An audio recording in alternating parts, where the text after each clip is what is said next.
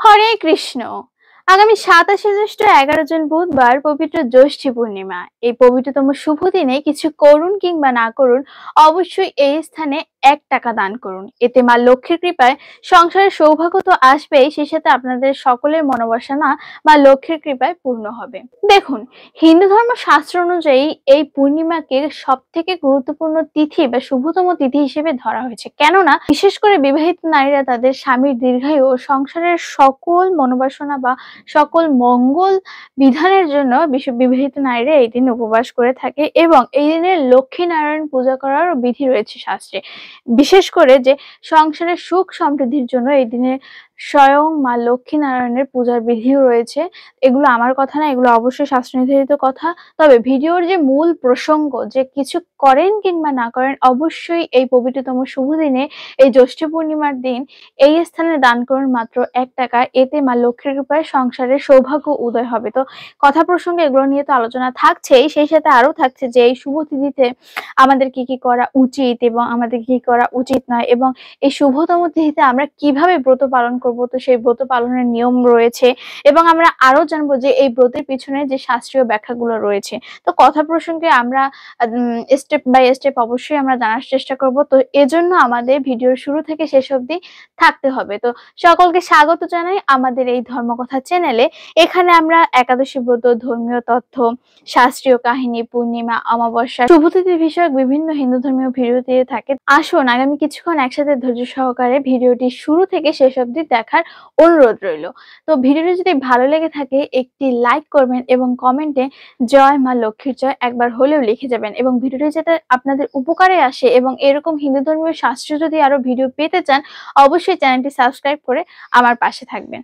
তো প্রথমত আমরা ঠাকুর পূজার ক্ষেত্রে কথাই বলি, যে আমরা তো প্রতিনিয়তই আমরা আমাদের বাসা বাড়িতে নিয়ম করে প্রতিনিয়তই ঠাকুর পূজা দিয়ে থাকি। তবে এই জ্যৈষ্ঠী পূর্ণিমা উপলক্ষে এই যে শাস্ত্রে উল্লেখ রয়েছে, কেননা এটি এই পূর্ণিমা হচ্ছে সকল পূর্ণিমার সারাতিসার বা সকল পূর্ণিমার মধ্যে অন্যতম এবং শ্রেষ্ঠ ব্রত পূর্ণিমা, যা হচ্ছে এই জ্যৈষ্ঠী পূর্ণিমা। তো ঠাকুর পূজার সর্বোত্তম তিথি হচ্ছে এই জ্যৈষ্ঠী পূর্ণিমা, এই পবিত্রতম জ্যৈষ্ঠী পূর্ণিমা। প্রথমত ঠাকুর পূজাকে অনেক গুরুত্বের সহিত দেখা হয়েছে, কেননা এদিনে বেশি বেশি ঠাকুর পূজা করার বিধি নিষেধ বা বিধি রয়েছে আমাদের হিন্দু ধর্মশাস্ত্রে। বিশেষ করে এই দিনে লক্ষ্মী নারায়ণের পূজা করার একটি বিধি রয়েছে শাস্ত্রে, কেননা এদিনে সকলের সুখ শান্তি সমৃদ্ধির জন্য স্বয়ং মা লক্ষ্মী নারায়ণের বিশেষ করে পূজা করে থাকে বিশেষ নিয়ম অনুসারে। আমরা তো সাধারণত বাসা বাড়িতে বিভিন্ন রকম বিভিন্ন উপায়ে প্রতিদিন সাদামাটা নিয়মে আমরা দেবতাদের ঠাকুর পুজো করে থাকি। তবে বিশেষ করে এই জ্যৈষ্ঠী পূর্ণিমাতে বিশেষ নিয়মের মাধ্যমে আমাদের লক্ষ্মীনারায়ণের পূজা করার কথা উল্লেখ করা হয়েছে সংসারের সুখ সমৃদ্ধির জন্য। সংসারের সুখ সমৃদ্ধির জন্য এটা আমরা কথাক্রমে আলোচনা করব। পূর্ণিমা ও অমাবস্যা নিয়ে একটি গল্প বলাই যেতে পারে, যে পূর্ণিমা ও অমাবস্যা এরা ছিল হচ্ছে দুই বোন। পূর্ণিমা ছিল ছোট এবং অমাবস্যা ছিল বড়। তো অমাবস্যার সাধারণত যে মেয়েদের যেরকম সুশীলা, সুলক্ষণা বা লক্ষ্মীমতী যেরকম গুণ থাকার প্রয়োজন ছিল, যে তা অমাবস্যার মধ্যে সেরকম কোনো লক্ষণ ছিল না। অর্থাৎ অমাবস্যা কোনো ভগবানের সেবা পূজা করতো না, মানে প্রচুর অলস ছিল এবং সে মানে মোট কথা সব অলক্ষীর গুণ এই অমাবস্যার মধ্যে ছিল। তো অন্যদিকে পূর্ণিমা ছিলেন ছোট বোন, অমাবস্যা ছিলেন বড় বোন। তো পূর্ণিমা ছোটবেলা থেকেই তিনি ধর্মীয় উপাসনা করতো, ওইদিকে অমাবস্যা ধর্মীয় উপাসনা তো দূরে থাক, তিনি তার মধ্যে সব অলক্ষীর গুণ রয়েছে। তো পূর্ণিমা ছিলেন ছোট এবং অনেক ধর্মীয় উপাসনা করতো, সেবা পূজা করতো, মা লক্ষ্মীর প্রতিনিয়ত তিনি সেবা করতো, উপাসনা করতো। এবং মা লক্ষ্মীর যে গুণ বা একটা মেয়ের যে লক্ষ্মীরূপা গুণ, তার সবই তার মধ্যে বিরাজমান ছিল। তো মানে মোট কথা সে সর্বগুণ সম্পন্ন ছিল। তিনি গৌর হরির বা হরগৌরীর উপাসনা করতো। তার ছোটবেলা থেকেই তাদের প্রতি একটি টান ছিল। তো মোট কথা সম্পূর্ণ একটি মেয়ের যে ধরনের সুশীলা গুণ থাকা দরকার, সবই এই পূর্ণিমার মধ্যে বিরাজমান থাকতো, তো ছিল। তো পূর্ণিমাকে সাধারণত তার বাবা অতটা পছন্দ করতো না। তো একটা পর্যায়ে পূর্ণিমা যখন যৌবন যৌবনবতী হলো তখন তার বিবাহ সম্পন্ন হলো এবং মোটামুটি একটি গৃহে তার বিবাহ হয়েছে। তাদের বেশি ধন সম্পদ ছিল না। তো অন্যদিকে আমাবস্যার বিয়ে হয়েছে ধুমধাম করে এক রাজ পরিবারে বা এক রাজার সঙ্গে আমাবস্যার বিয়ে হয়েছে। তো একদিন আমাবস্যা তার বাড়িতে এই হরগৌরীর উপাসনার একটি কার্যক্রম শুরু করলো বা হরগৌরীর উপাসনা দিচ্ছিল, পূজা দিচ্ছিল। তো এক্ষেত্রে ওই পুজো উপলক্ষে তাদের সকল আত্মীয় স্বজনদেরকে ডাকছে। এরকম তো একটা সময় হলো কি, তো পূর্ণিমা শুনতে পেলো যে আমার বড় দিদি তার বাড়িতে হরগৌরীর পূজা দিচ্ছে, তো কিন্তু আমাকে বলেনি, অথচ সকল আত্মীয় স্বজনদের বলেছে।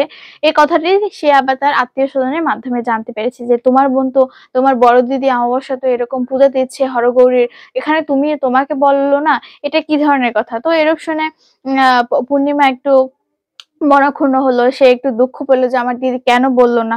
তো পূর্ণিমা মনে মনে ভাবলো যে আমাকে নিমন্ত্রণ করেনি তো কি হয়েছে, এখানে তো শিবের পূজা, হরগৌরীর পূজা, সে হরগৌরীর পূজা আবার কিসের নিমন্ত্রণ, আমি শুনেছি, আমি এখন ওখানে যাব। তো পূর্ণিমা তো সরল মনের মেয়ে, সে সেখানে গেল। তবে সেখানে গিয়ে তার যথেষ্ট পরিমাণ নিন্দা কথা শুনতে হয়েছে তার বড় বোন আমাবস্যার থেকে, এবং সে পরবর্তীতে সে স্থান ত্যাগ করে দুঃখে ভারাক্রান্ত মন নিয়ে এক পর্যায়ে ওই স্থান ত্যাগ করলো। তো ত্যাগ করার পর তিনি হরগৌরীকে জানালো যে হে হরগৌরী বা হে প্রভু শিব, আমি তো ছোটবেলা থেকেই তোমার উপাসনা করে আসছি, তাহলে আমার জীবনে এত কেন দুঃখ, আমি কি পাপ করেছি, আমি কাউকে দুঃখ দিচ্ছি না, ছোটবেলা থেকে আমি ধর্মীয় উপাসনার মাধ্যমে বড় হচ্ছি, তোমাদের সেবা পূজা করছি, ভগবানের সেবা পূজা করছি। অন্যদিকে আমাবস্যা তো এসব কিছু করছেই না, এসব করে তো দূরেই থাকো, ও কখনো ভগবানের সেবা পূজাই করতো না, অথচ সে তো অনেক রাজার হালে আছে, সে অনেক সুখে আছে, তো আমার ক্ষেত্রে কেন এত দুঃখ, আমি তো তোমাদের সেবা পূজাই করে আসছি। তো এরূপ প্রার্থনা হরগৌরী অর্থাৎ প্রভু শিবের কাছে পূর্ণিমা জানালো যে আমি কেন এত দুঃখে আছি। তো শেষ পর্যন্ত একটা সময় পূর্ণিমাকে হরগৌরী আশীর্বাদ করলো এবং কৃপা দৃষ্টিও পূর্ণিমা হরগৌরীর নিকট থেকে কৃপা দৃষ্টিও লাভ করলো। তো এরূপ নিয়েও একটা শাস্ত্র কাহিনী রয়েছে, আমরা কথা প্রসঙ্গে পরবর্তীতে শুনবো।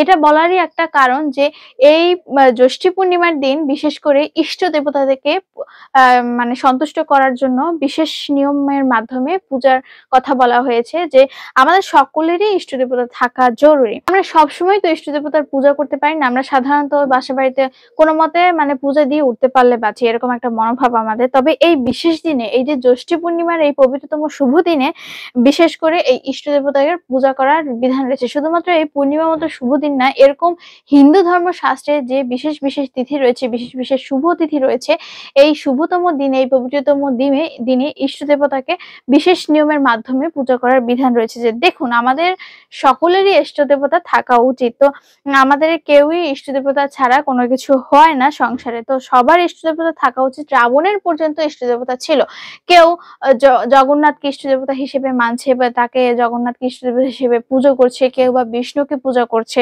বা কেউ মা কালীকে পূজা করছে, আবার কেউ ইষ্ট দেবতা হিসেবে প্রভু শিবকে পূজা করছে। যেমন রাবণের ইষ্ট দেবতা ছিল প্রভু শিব, তো এরূপ আমাদের সকলেরই ইষ্ট দেবতা থাকা প্রয়োজন। তো এগুলো বলার উদ্দেশ্য এটাই হচ্ছে যে আমাদের সকলের ইষ্ট দেবতা থাকা উচিত। আমরা জগতে সবাই বড় হতে চাই, জগতে সবাই ধনী হতে চাই, তো একমাত্র প্রকৃত ধনী তারাই যাদের ইষ্ট দেবতা রয়েছে। কিন্তু মনে রাখবেন, সেই ব্যক্তি একমাত্র ধনী যাদের ইষ্ট দেবতা রয়েছে। তো এই জগতে একটুখানি সুখী হওয়াই কিন্তু মূল উদ্দেশ্য নয়। অন্তিমে ভগবানকে স্মরণ করে, তার নাম স্মরণ করে কজন মৃত্যুবরণ করতে পারে দেখুন। তো এজন্যই আমাদের প্রতিনিয়ত ইষ্ট দেবতাকে স্মরণ করতে হবে। বিশেষ করে এই জ্যৈষ্ঠী পূর্ণিমার শুভ তিথিতে আমাদের বিশেষ নিয়ম পালন করে ইষ্ট দেবতার পূজা করতে হবে, তাকে সন্তুষ্ট বিধানের জন্য। তো এখন আমরা যে প্রসঙ্গে আলোচনা করব সেটি হচ্ছে জ্যৈষ্ঠ পূর্ণিমা ব্রতের যে শাস্ত্রীয় গুরুত্ব।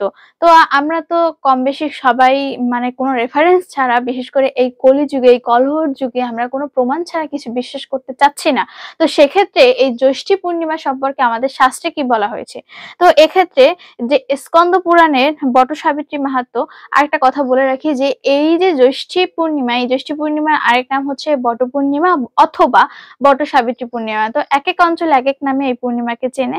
তো মোট কথা যে এই জ্যৈষ্ঠী পূর্ণিমার আরেক নাম বট পূর্ণিমা বা বট সাবিত্রী পূর্ণিমা। তো এক্ষেত্রে জ্যৈষ্ঠী পূর্ণিমা ব্রতের শাস্ত্রের কি গুরুত্ব সে সম্পর্কে শাস্ত্রে বলা হয়েছে যে ব্রতা নারীরা স্বামীর দীর্ঘায়ু কামনায় জ্যৈষ্ঠী পূর্ণিমায় উপবাস করে বট বৃক্ষের পূজা করেন। অর্থাৎ যে পতিব্রতা নারী বা বিবাহিত নারীদের এই দিনে বট বৃক্ষকে পূজা করার বিধান রয়েছে, শাস্ত্রীয় বিধান, যে পূজা বিধিও আমরা পরবর্তীতে আলোচনা করছি, যে স্বামীর দীর্ঘায়ের জন্য বিবাহিত নারীরা বা পতিব্রতা নারীদের বিশেষ নিয়মে বটবৃক্ষকে প্রণাম করে বিশেষ পূজা বিধির কথা উল্লেখ করা রয়েছে স্বামীর দীর্ঘায়ুর কল্যাণের জন্য এবং সংসারের মঙ্গলের জন্য। তো এছাড়াও এই প্রসঙ্গে মহাভারতের বন পর্বেও মানে উল্লেখ রয়েছে, এবং এটাও বলা হয়েছে যে স্কন্দ পুরাণে বিশেষ করে বলা হয়েছে যে বটবৃক্ষের পুজো করে তা প্রদক্ষিণ করা উচিত। তো এই দিনে পতিব্রতা নারীদের বা বিবাহিত নারীদের অবশ্যই বটবৃক্ষকে প্রণাম করে, অর্থাৎ বটবৃক্ষ প্রদক্ষিণ করে বটবৃক্ষকে পূজা করা উচিত, বিশেষ করে স্বামীর পুণ্যের জন্য, স্বামীর দীর্ঘায়ুর জন্য। তো চলুন এবার আমরা জ্যৈষ্ঠ পূর্ণিমার ব্রতকথা সম্পর্কে শ্রবণ করি। মহাভারতে বন পর্বে যখন যুধিষ্ঠির শ্রীকৃষ্ণকে দ্রৌপদ কন্যার তুল্য প্রতিব্রতার কথা জানতে চান, মার্কণ্ডেয় তাকে রাজকন্যা সাবিত্রীর ইতিহাস শোনান। বলেন, সাবিত্রী কুলশ্রীর সমস্ত সৌভাগ্য লাভ করেছিলেন। মদ্রদেশের পরাক্রমশালী ধর্মাত্ম রাজা অশ্বপতি দীর্ঘ 18 বছর ধরে সন্তান কামনায় সাবিত্রী দেবীর উদ্দেশ্যে হোম করেন। দেবীর কৃপায় রাজীব লোচনা লক্ষ্মীর ন্যায় এক কন্যা সন্তান তাদের ঘরে জন্ম নেয়। দেবী সাবিত্রীর কৃপা প্রাপ্তির জন্য কন্যার নাম সাবিত্রী রাখা হয়। সাবিত্রী ক্রমে যৌবনবতী হলেন, কিন্তু তার তেজের জন্য কেউ তার পানি প্রার্থনা করলেন না। এমন সময় ঋষি মান্ডব্য এলেন রাজার কাছে। সব শুনে বলেন, সাবিত্রী নিজের স্বামী নিজেই সন্ধান করো। কিছুকাল পর সাবিত্রী জানায়, শালু দেশের রাজা দন্মুৎসেন ও রানী মালবিকার পুত্র সত্যবানকে স্বামী হিসেবে মনোনীত করেছেন। কিন্তু রাজা দন্মুৎসেন অন্ধ হয়ে যাওয়ায় শত্রু সুযোগ পেয়ে তার রাজ্য হরণ করেন। তিনি স্ত্রী পুত্র সহ এমন মহারণ্যে থাকেন। পুত্র সত্যবান মহান দাতা, ব্রাহ্মণ সেবী, সত্যবাদী ও চণ্ডীর ন্যায় প্রিয়দর্শন। সাবিত্রীর কথা শুনে নারদ মুনি বলেন, হ্যাঁ, কি দুর্ভাগ্য, সাবিত্রী না জেনে সত্যবানকে বরণ করেছে। 1 বছর পর তার মৃত্যু হবে। কিন্তু নিজ সিদ্ধান্তে অনড় সাবিত্রী সত্যবান ছাড়া অন্য কাউকে বিয়ে করতে রাজি হলেন না। সাবিত্রী নারদের কাছে আশীর্বাদ প্রার্থনা করলেন। নারদ সদবা হওয়ায় আশীর্বাদ দিয়ে চলে গেলেন। এরপর মা বাবার আশীর্বাদ নিয়ে ধুমধাম করে বিবাহ সম্পন্ন হলো। সাবিত্রী সত্যবান তপবনে আনন্দে সংসার যাপন করতে লাগলো। কিন্তু সাবিত্রী নারদের কথা স্মরণে রাখলেন। সত্যবানের আয়ু শেষ হতে যখন আর মাত্র 4 দিন, সাবিত্রী ত্রিরাত্রি ব্রত করলেন লক্ষ্মী নারায়ণের নামে। নিয়ম মতো ব্রত সমাপ্তি হলো। ওইদিকে সত্যবান বনে কাঠ কাটতে গিয়ে শরীর খারাপ নিয়ে বটবৃক্ষের তলায় সাবিত্রীর কোলে শুয়ে শেষ নিঃশ্বাস ত্যাগ করলো। সাবিত্রী খুব কাঁদতে লাগলেন। বনের মধ্যে অন্ধকারের মধ্যে হঠাৎ জ্যোতির্ময় দেবী মূর্তি দেখা দিল। তিনি ধর্ম দেবতা যমরাজ। সাবিত্রী এতটাই পতিব্রতা ছিলেন যে যমের দূতেরা তার কাছ থেকে সত্যবানকে নিয়ে যেতে পারছেন না, তাই স্বয়ং যমরাজ এসেছেন। যমরাজ সত্যবানের দেহ থেকে অঙ্গুষ্ঠ পরিমাণ পুরুষ অর্থাৎ সূক্ষ্ম ও লিঙ্গ শরীর পাশবদ্ধ করে টেনে নিলেন ও সেই স্থান ত্যাগ করলেন। সাবিত্রী যমরাজের পশ্চাৎ অনুসরণ করতে লাগলেন ও বললেন, স্বামী যখন থাকছে না তখন আমাকেও নিয়ে চলে যান ওর সঙ্গে। যমরাজ বললেন, তোমার আয়ু শেষ হয়নি, তাই সঙ্গে নিয়ে যেতে পারবে না। অন্য কিছু তুমি বড় চাইতে পারো। সাবিত্রী তার অন্ধ শ্বশুরের চোখ দুটি ফেরত চাইলেন। তথাস্তু বলে যম চলতে শুরু করলেন। সাবিত্রীও আবার যমের পিছু নিলেন। সাবিত্রী নানান কথায় সন্তুষ্টি লাভ করে যমরাজ আরো 3টি বর দিলেন।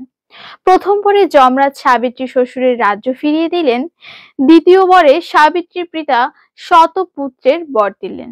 তৃতীয় বরের জন্য সাবিত্রী বললেন, আমার গর্ভে সত্যবানের ঐরসে যেন বলশীর্ষশালী শতপুত্র হয়। যমরাজ তথাস্তু বলে সত্যবানকে নিয়ে চললেন। সাবিত্রী বললেন, সাধুজন সর্বদা ধর্মপথে থাকেন, তারা দান করে অনুতপ্ত হন না। আপনি আমার স্বামীর অরসে পুত্র হবার বর দিয়ে স্বামীকে নিয়ে চলে যাচ্ছেন। যমরাজ চিন্তায় পড়ে গেলেন এবং সত্যপুষ্ট হওয়ার ভয়ে সত্যবানকে পাপ মুক্ত করে নবজীবন দান দিলেন। যমরাজ চলে গেলেন। সাবিত্রী সত্যবানের মৃতদেহের কাছে ফিরে এলে কোলে স্বামীর মাথা তুলে নিলেন। কিছুক্ষণের মধ্যে চেতনা ফিরে পেলেন সত্যবান। যমের সকল আশীর্বাদ ফলশ্রুত হলো, যথাকালে সাবিত্রীর শতপুত্র হলো। শাস্ত্রমতে এই সাবিত্রীর উপাখ্যান যে ভক্তি ভরে শোনেন সে সুখী ও সর্ববিষয়ে সিদ্ধকাম হয়। এই ব্রত পালনের মধ্য দিয়ে সধবা নারীরা গভীর নিষ্ঠা পরিলক্ষিত হয়। তো এই ছিল মূলত জ্যৈষ্ঠ পূর্ণিমার ব্রত কথা বা বট পূর্ণিমার ব্রত কথা বা বট সাবিত্রী পূর্ণিমার ব্রত কথা, যা এতক্ষণ আমরা সবাই মিলে শ্রবণ করলাম। তো এখানের যে মূল প্রসঙ্গ যে আমাদের যে সধবা নারীদের অবশ্যই এই দিনে বিশেষ নিয়ম পালন করে স্বামীর যে দীর্ঘায়ু বা বিধবা নারী বা বিবাহিত নারীদের স্বামীর দীর্ঘায়ু ও সংসারের মঙ্গল কামনায় বট বৃক্ষকে প্রণাম জানিয়ে বট বৃক্ষ চতুর্দিক প্রদক্ষিণ করে এই দিন বিশেষভাবে তাদের পূজা করার বিধান রয়েছে, যা আমরা এইমাত্র সাবিত্রীর উপাখ্যান থেকে বা সাবিত্রীর জীবনী থেকে শাস্ত্র সেটা তুলে ধরার চেষ্টা করেছে। তো এবার আমরা জানবো এই জ্যৈষ্ঠী পূর্ণিমা পবিত্রতম শুভ তিথি কোন দিন থেকে শুরু হচ্ছে বা কখন থেকে শুরু হচ্ছে এবং কখন গিয়ে সমাপ্ত হচ্ছে। তো জ্যৈষ্ঠ পূর্ণিমা পালিত হবে 27 জ্যৈষ্ঠ 11 জুন বুধবার। তো এই পূর্ণিমা তিথি শুরু হচ্ছে মূলত 10 জুন সকাল 11টা 35 মিনিট থেকে এবং এই পূর্ণিমা তিথি শেষ হচ্ছে মূলত 11 জুন দুপুর 1টা 13 মিনিটে। আমাদের যে ভিডিওর মূল প্রসঙ্গ যে এই দিনে কিছু করেন কিংবা না করেন অবশ্যই এই স্থানে 1 টাকা দান করুন। তো কথা প্রসঙ্গে সেগুলো নিয়ে আলোচনা থাকছে। তো এখন আমরা জানবো যে এই জ্যৈষ্ঠ পূর্ণিমার ব্রতে আমাদের কি কি করা উচিত। তো এই দিনে আমাদের খুব ভোরে স্নান সেরে শুদ্ধ বস্ত্র পরিধান করা উচিত। এটা নারী পুরুষ উভয়ের ক্ষেত্রেই বলা হয়েছে। এই দিনে সাবিত্রী বা সত্যবাণীর মূর্তি স্থাপন করে বিশেষ করে তার পূজা করার কথা বলা হয়েছে এবং যারা বটবৃক্ষের পূজা করবে সেই বটবৃক্ষের নিচে সিঁদুর, লাল সুতোর ফাঁস, ধূপ, দ্বীপ, ফল মূল মানে যার যেরকম সাধ্য সে সেরকম বটবৃক্ষকে পূজা করবে এবং বটবৃক্ষে একে 108 বার প্রদক্ষিণ করতে হবে। তো অনেকে 108 বার যদি প্রদক্ষিণ করতে না পারে সেক্ষেত্রে 7 বার প্রদক্ষিণ করা চলবে, তবে সর্বোত্তম উপায় হচ্ছে 108 বার বটবৃক্ষকে প্রদক্ষিণ করতে হবে। এবং এই দিন অবশ্যই যে আমরা একটু আগে ব্রত মাহাত্ম্য কথা শ্রবণ করেছি এবং পাঠ করেছি, অবশ্যই এই ব্রত মাহাত্ম্য কথা আমাদের পাঠ করতে হবে এবং শ্রবণ করতে হবে। তো এবার উপবাস থেকে সন্ধ্যায় ব্রাহ্মণ অথবা স্বামীর আশীর্বাদ নিয়ে উপবাস ভঙ্গ করতে হবে। আমাদের মনে রাখতে হবে এই দিন উপবাস নিজের ইচ্ছায় ভঙ্গ করা যাবে না। আপনি কোনো বয়োজ্যেষ্ঠ ব্রাহ্মণ বা আপনার স্বামীর আশীর্বাদ নিয়ে এই উপবাস ভঙ্গ করতে পারবেন এবং এই দিনে বস্ত্র, ফল, মিষ্টি দান করার বিধান রয়েছে। এবার আসা যাক যে এই জ্যৈষ্ঠ পূর্ণিমায় আমাদের কি কি করা উচিত নয়। এই দিনে ভুলেও বটবৃক্ষের ডাল ছেঁড়া বা পাতা ছেঁড়া উচিত নয়। এই দিনে হিংসা, রাগ বা পরনিন্দা, পরচর্চা এগুলো থেকে বিরত থাকা উচিত। এই দিনে মদ্যপান করা যাবে না, এদিনে মাংসাহার করা যাবে না, এদিনে অবশ্যই ভগবানের প্রসাদ পেতে হবে। এই দিন আমিষাহার করা যাবে না। মোট কথা কোনো তামসিক খাবারই এদিনে খাওয়া চলবে না, অর্থাৎ তামসিক খাবার বর্জন করতে হবে। এদিন অশুচি অবস্থায় এই দিন পূজা গ্রহণ করা যাবে না বা অশুচি মনোভাব নিয়ে এই দিন কোনো কার্য সম্পাদন করা যাবে না। এতে করে স্বামীর অমঙ্গল হবে এবং স্বামীর দীর্ঘায়ু যে আপনি যে কামনা করবেন, আপনি যতই নিষ্ঠার সহিত এই ব্রতটি করেন না কেন কোনো ফল পাবেন না। তো অহংকার ও দম্ভ থাকলেও চলবে না। আজকের যে ভিডিওর মূল প্রসঙ্গ কিছু করেন কিংবা না করেন অবশ্যই এই স্থানে 1 টাকা দান করুন। সেটি হচ্ছে এই বটবৃক্ষের নিচে আপনি যে মন্দির প্রতিষ্ঠা করবেন অবশ্যই এই স্থানে 1 টাকা দান করুন। এতে করে মা লক্ষ্মীর কৃপায় আপনার সকলের মনোবাসনা তো পূর্ণ হবে এবং স্বামীর দীর্ঘায়ু কামনা ও সংসারের সব সুখ সমৃদ্ধি ভরে উঠবে। তো মূলত এই ছিল আজকের মতো এতটুকুই। তো ভিডিওটি যদি ভালো লাগে একটি লাইক করবেন এবং কমেন্টে জয় মা লক্ষ্মীর জয় একবার হলেও লিখে যাবেন এবং ভিডিওটি যদি আপনার উপকারে আসে আর এরকম যদি আরো ধর্মীয় শাস্ত্রমূলক ভিডিও পেতে চান তাহলে অবশ্যই চ্যানেলটি সাবস্ক্রাইব করে আমার পাশে থাকবেন। হরে কৃষ্ণ।